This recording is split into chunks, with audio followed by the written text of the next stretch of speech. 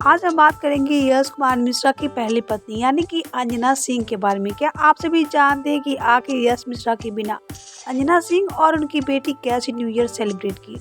तो वीडियो में आगे बढ़े और आप सभी को दिखाएंगे और बताएंगे, लेकिन उससे पहले वीडियो को लाइक और सब्सक्राइब नहीं किए हैं तो जल्दी से इसे लाइक और सब्सक्राइब कर ले।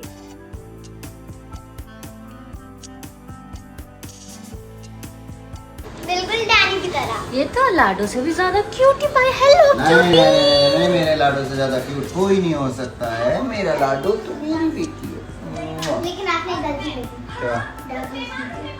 Dog house. अब बेटा इतना टाइम तो है नहीं मेरे पास, अभी शूटिंग से भाग के आया हूँ तो लेके आ रहा हूँ बेटी। बहुत क्यूट है। आपसे कम है। मेरे लिए तो क्यूट है। आपके लिए